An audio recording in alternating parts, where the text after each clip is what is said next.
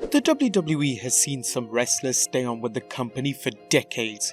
Just look at The Undertaker and you'll see he has renewed or extended his contract with WWE continuously for almost 30 years, staying loyal to the company that made him a star.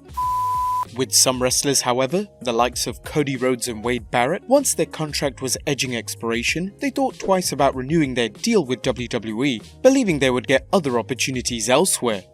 There are currently several WWE contracts expiring in the next coming months, and there's been no word on whether they'll continue on in the promotion. Has their time in WWE come to an end, or could they receive better opportunities elsewhere?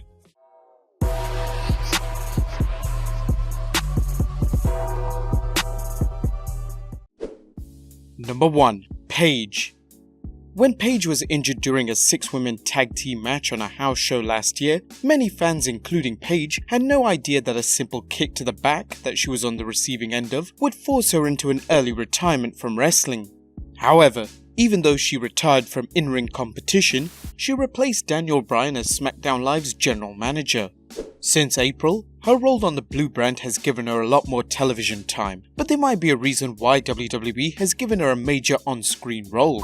Over the last 2 years, Paige has been involved in numerous controversies, but yet the WWE has been willing to keep her on. It seems that Paige's position with the promotion is presumably protected by the forthcoming Fighting With My Family biopic, produced by The Rock and directed by Stephen Merchant. Last year, it was reported that MGM purchased world rights to the movie in a deal that could be worth as high as $17.5 million. Fighting With My Family is set to be released in the US on March 1st, 2019. Coincidentally, 2019 is also the same year her WWE contract is set to expire. It's possible, and depending on exactly when the contract expires, that when the movie is released, they will have no further use for her and may have no interest in re-signing her for another deal. But hopefully they will, as she's fit well into the role on SmackDown Live. Number 2. Dolph Ziggler. For the past few years, Ziggler was seen as a wrestler who was consistently on TV. That was about it.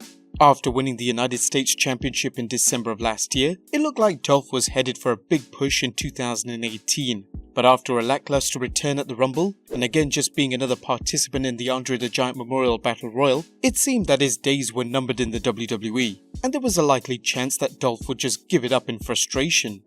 When news broke out of Dolph's contract expiring this year, it seems that WWE have once again expressed interest in him, receiving a big push as the current reigning Intercontinental Champion. It's believed the push is no coincidence either. As his contract comes closer to expiring, WWE are hoping his recent push could persuade him to continue his tenure with the promotion. Whilst news broke out that Ziggler had re-signed for big money earlier this year, he denounced it as just a rumour and cleared it up by noting he has not signed a deal as of yet. Could Ziggler move on to greener pastures in Impact Wrestling or New Japan Pro Wrestling as a top star? Number 3. Daniel Bryan. Daniel Bryan's wrestling return has no doubt been so far the biggest news of 2018. SmackDown Live's former GM made his wrestling return at WrestleMania 34, but it seems slightly odd that WWE has had Bryan meet a number of wrestlers in the ring that could easily be considered as dream matches, but those matches have been wasted by WWE booking them on SmackDown Live and house shows, but this could be due to his contract expiring at the beginning of September. With Daniel Bryan recently mentioning how he wants to spend more time with his family and not even having faith in WWE's writers, it seems that all signs are pointing to Bryan leaving the company and instead wrestling on the independent circuit, where he can get the best of both worlds. Bryan is currently in negotiations with WWE regarding a new deal, as the Wrestling Standard recently reported that Bryan has hired the same agency John Cena's with in the hopes to get the best deal. However, there may be a chance that a deal might not be agreed to, leaving him with no other option to sign elsewhere or wrestle on the independent circuit. Number 4. Luke Gallows and Karl Anderson. They were one of the most dominant tag teams in New Japan Pro Wrestling, and when news broke out the duo would be heading to the WWE, fans expected the Good Brothers to set the tag team division on fire and ultimately sit at the top of it.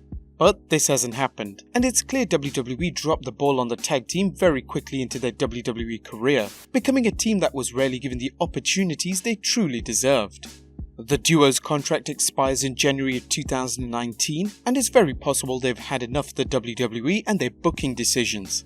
Unless they can provide a new life for the tag team, it's certain they won't stay with them, possibly heading back to New Japan Pro Wrestling where they left as top stars. Number 5. Shinsuke Nakamura.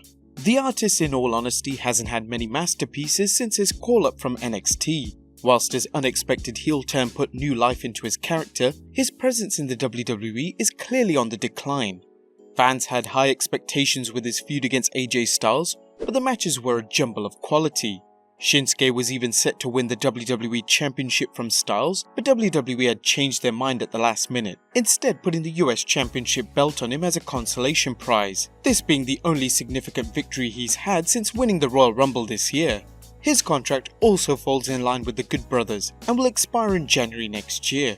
It's possible that after his contract expires, Shinsuke could return to New Japan Pro Wrestling, especially since they have shown interest in wanting him back since his popularity has exploded on a worldwide scale. And number 6. AJ Styles. AJ Styles, on the other hand, has been treated extremely well since his arrival into the WWE, holding the WWE Championship on numerous occasions and carrying on his image as a top star in the wrestling industry. His contract is also ending in line with Shinsuke's and the Good Brothers, but whether he sticks around is a little more certain than his two New Japan Pro Wrestling companions. In an interview with Route Music, he asked AJ whether he would renew his contract with WWE. "I don't see why not if I can still do what I do. Like, if I can still be AJ Styles, then I would like to keep working in the WWE in a talent form. So long as I can keep going, then I would like to keep working here." Styles also hopes to work with The Undertaker, mentioning who his dream opponent would be at WrestleMania 35. "I'd love to be in the ring with The Undertaker. To learn from this man would be unbelievable. Will it happen? I don't know. But yes, that would be a dream match for me." Styles, however, has wrestled all over the world and done everything there is to do in the wrestling business. At the age of 41, he may have plans to step back and concentrate on his family life, much like Daniel Bryan wishes to do. What do you guys think? Who's leaving and who's staying? Let us know in the comments down below. Subscribe if you haven't already, and I'll see you next time with some more wrestling content.